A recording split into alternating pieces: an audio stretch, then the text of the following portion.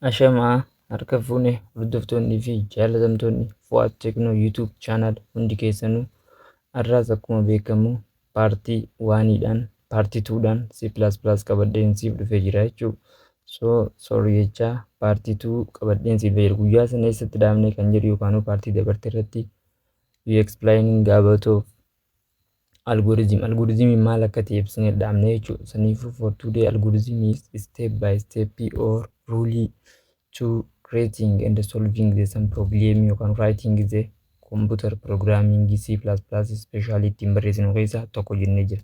Saniifuu algoritmii kana hojiirra oolchuudhaaf yookaan applying algoritmiidhaaf using two model yookaan modeelota lama fayyadamu. Flowchart model and pseudocode modelii fayyadamna jechuudha. Saniifuu modeling programs logic using flowchart fayyadamuudhaan maal akka godhuu qabnu pseudocode fayyadamuudhaan maal akka godhuu qabnu kanneen waliin ilaalla jechuudha. Saniifuu namootni hanga ammaan tanaatti chaanalicha like, subscribe, sharing godhin subscribe, like, share godhuudhaan haa eegaltanii dhaamsa kooti. Haasoo isinitti hin baay'isu gara toopikii keenya especially paartii 2tti haa dabarruun dhaamsa kooti. Kanaafuu chaanalicha irraa erga ofii keetii fayyadamte booda hiriyaan kee yookaan saahibni kee akka fayyadamuuf share godhu akka hin dagannee dhaamsa kooti. Gara fuulduraa wantoota baay'ee waan waliin dalagnuuf imaanaa wal bira kaa'achuun barbaachisaadha jechuudha. So modeling a program logic using the flowchart. Algorithms could be designed using the many technique and tool. Algorithm tokko yeroo design goonu yookaan yeroo apply goonu teknikootaa fi meeshaalee adda addaa hedduu fayyadamuu dandeenya. One tool of designing algorithms by using flowchart. Karaan tokko kan ittiin algoritmii design goonu special toolii yookaan design bareedaan itti fayyadamnu flowchart dha jechuudha. Flowchart is graphical way of expressing the step needed to solve the problem. Bifa giraafiitiin flowchart ijaarannee akkaataa ittiin dizaayinii yookaan solving problemii algoritmii fayyadamnee itti furru keessaa isa takka jechuudha. Schematic representation of algorithm in the process. Schematic jechuun like the doing schedule dhaan jechuudha. Representation of an algorithm in the process dha jechuudha.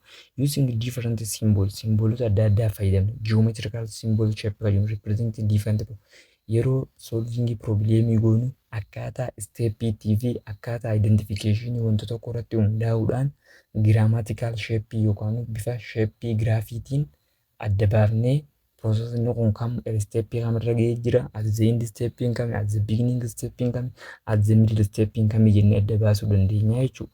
So first of all geometrically liking the roga free yookaan rectangle kan fakkaatu garuu qirzii kan hin qabne terminal jennee yaamna. What is the difference between this and this? Inni takkaffaa jiruu fi inni lammaffaa jiru garaagarummaan isaanii maali yoo hojjetu taate isaan lachuu liking the rectangle roga furiidha. Garuu ta'anii rectangle illee yoo ta'an rogni isaanii lameen kunii fi kun wal qixa. Rogni moggaa kanaaf wal qixa garuu qirzii hin qabu yookaan square akka square muramee hin jiru jechuudha. So terminal jennaan. Terminal jechuun indicates the beginning and ending of the program. Programming tokko takkaa jalqabe takkaa xumurame jedhee kan nutti himudha jechuudha. Inni garuu roga free ta'e kun maali process agarsiisa. Process jechuun maal jechuudha? Calculate or assigning of a value to the variable especially during the initialization. Yeroo initialization goonu yeroo calculate goonu wantichi kun jalqabeera assign ta'eera kan jedhee adda nuuf baasu isa kana jechuudha. Okay, yoo bifa akkana roga free ta'e garuu jallatee jiraate what is difference between input and output and decision garaagarummaa isaanii kana qaba. Terminal process maali? Terminal jechuun akka geengoo fakkaateeti garuu rogni isaa abbaa lama wal qixa afaan isaa abbaa lama wal qixa jechuudha.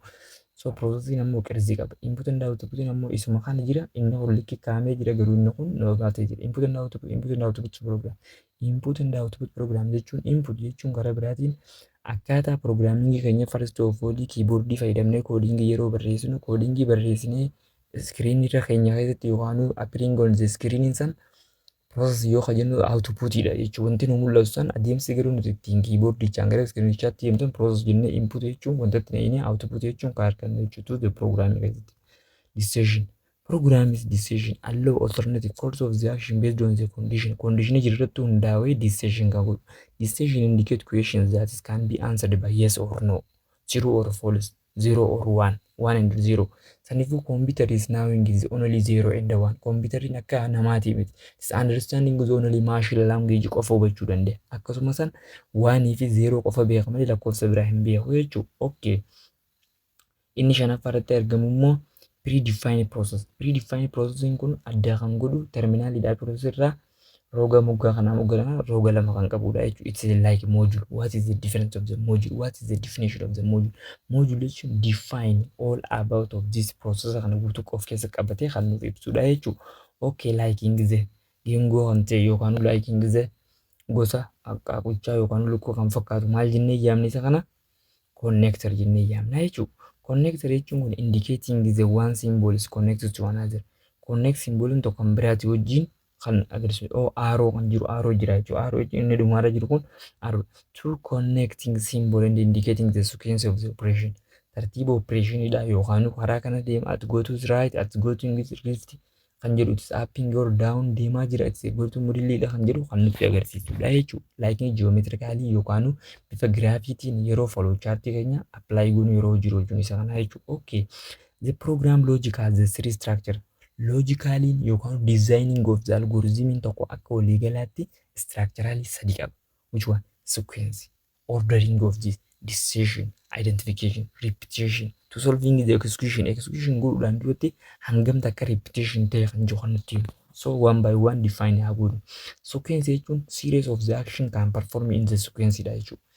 Akkaataa gochi tokko duraa duuba yookaan orderichaan wanta dalaguu qabu san tartiiba isaatiin akka kan dalagnu jechuudha. Akkuma reefu process terminal jennee qixa sirriisaniin oofaa input keenya yookaan connectorii biratti gaaruutti deemne sanitti orderiidhaan jiraachuu keenya kan nu ilaalu. Draw flow chart is adding two number in displaying the result. Lakkoofsota lama display godhiitii chaartiidhaan agarsiisa. Fakkeenyaaf isa kana programming yookaan coding barreessuudhaan gara fuulduraatti erga theorying easy to understand siif ta'e booda itti aanaa jechuudha. Example 1 drawing the flow chart fakkeenya lakkoofsota sadii lamaan fudhadhu siin jeesan fudhattee check goota. So drawing the flow chart example kanarratti haala exercise 1 want to draw the flow chart can be calculating the print and the square number given the numbers are for lakkoofsi kan namni afur yoo ta'e square isaatii fi cube lakkoofsa kana barbaaditi flow chart itti ijaarsiin jechaa jira. Exercise keenya inni lammaffaa draw the flow chart that can calculating the print the square and the cube of the number. Square if cube number tokko accept the number from the user on the keyboard lakkoofsicha sitee tokko fudhadhu lakkoofsicha it's anything user from keyboard jechuun lakkoofsichoota jiran keessaa tokko fudhattee cube isaatiif square isaa agarsiiftee flow chart itti ijaaruu jechuudha. Selection and iteration like in this identification jedhamu gargaara jechuudha. Some of the two number ilaala akkas ilaala. Some of two number sequence dhaan agarsiisne start jennee start keenya maal agarsiisne ture jedhu walumayyuu bifa isa kanaati waan bifaan gaafa fakkaatu kana agarsiisa. Input and output keetti naqatta. So kana maal jenneen process jenneen process keenya process booda maaltu automatic yookaan kun like in this indi keenya irrattis indi start dhaa fi indiin haala tokkoon xumuramaa jechuudha. So bifa kanaan ilaaluu dandeessan jechuudha. Selection jechuun maal jechuudha? Selection or decision branching is the structure. The branching of the structure. One action is taken out of the two possible actions depending on the condition. Action tokko possibility carraa lama wantoota actionota lama akka dalaguu qaba. Maalirratti hundaa'uudhaan haala jirurratti hundaa'uudhaan.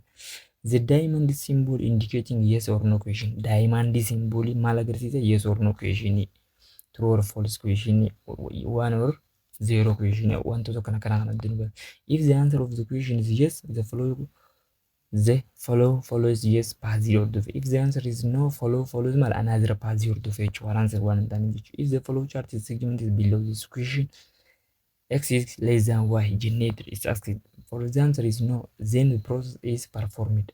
If the answer is yes, then process B is performed. Garte yoo kan fakkeenya x is less than y jennee jira. Yoo no ka jennu taate process kamtuutu raawwachiisuusaa qo'annoo hojjechuusaa itti fufaree.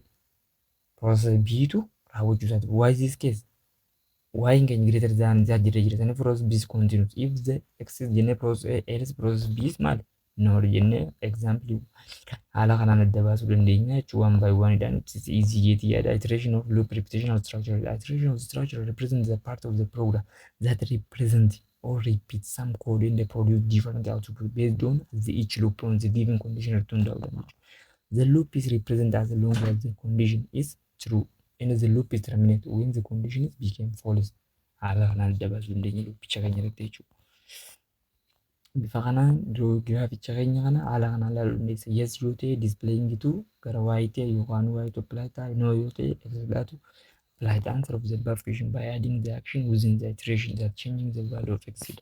Haala kanaan hubattaatu easy jedheeti. Write the algorithm description, draw the flow chart, find the flow sammii jechuudha. Armaan gadii kana sammis waan haptutu lakkoofsota takkaa kaasee 50 walitti hidhata jechuudha. Haala kanaan solution isaa yookaan fayyisee flow charticha isaatiin gala. Modeling program logic using pseudo code. Flow chart erga ilaalee booda pseudo code haala kamiin dalagan jiru. Pseudo code is a writing an algorithm as close as possible to computing language. Computing using the computer language. Computing language which is it consists of the natural language like say statement that precisely describes the step of the algorithm or the program can get written can it is similar as writing real code in your programming language without of needing to worry about the program syntax but retaining the flexibility of the program design as the three structure used to design program. Akkuma kan jennetti sequence decision fi repetition akkuma qabu kunis sequence selection fi iteration of jalaa qabu don't forget kan dagan sample to in writing the pseudo code yeroo barreessinu seerota sadiin kana yookaan special rulota kana kan dagan write only one statement per line tokko irratti statement tokko akka barreessinu meaning statement is with the same action ila tokko capitalize initialize keyword akkuma jenne syntax jechuun rule of dandee qaba jechuudha like read write if else indic while repeatedly and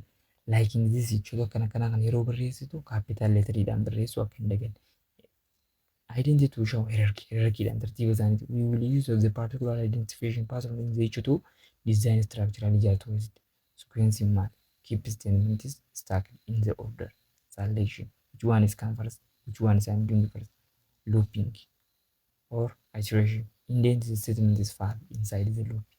Note the keyword is forming of the loop data for keeping the statement language independent. Please write in the whatever language you are the most comfortable with. In the long run, you will save time.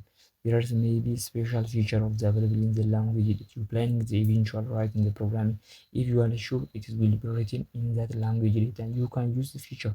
If it is not, I can manage your body language independent with the focusing of the machine language. Any language gaafa dhufu silaa computer understanding ta'uudhaaf gara machine language jiramu waan ta'eef language independent dha jechuudha. Pseudo code language computational assignment compute kan jennu variable as the sum of x and y assign expression of the variable increment and decrement counter jira input and output wanta iddoo irratti hundaa'uudhaan get input asset read get and like this outputting in the display printing showing on the screen kan jennu jechuudha.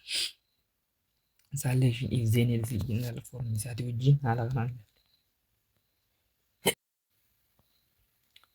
kaniifuu keessa expression haala kanaan tokko tokkotti waan waaliidha waliin ilaalta repetitional constructidha haala kanaan first second third part irratti haala bareedaa ta'e wal dhufne exercise kana bifa raayitiitti si barreessan haala bareedaatiin si agarsiisa jedhee yaada history and original of the C++ in asirraa akka dhufe C++ evolved from C irraa dhufe C language was evolved from B by Daniel Richards at the Bell Laboratory keessatti C++ kun isarraa dhufe C jarraa C garuu B irraa dhufe anyone can know that Daniel Richards C++ an extension of C was developed by Bajrin Strapridan in the early 1980s Bell Laboratory keessatti C++ provide number of features that specify a present C language, but more importantly, it is provide capitality for object-oriented programming or Java.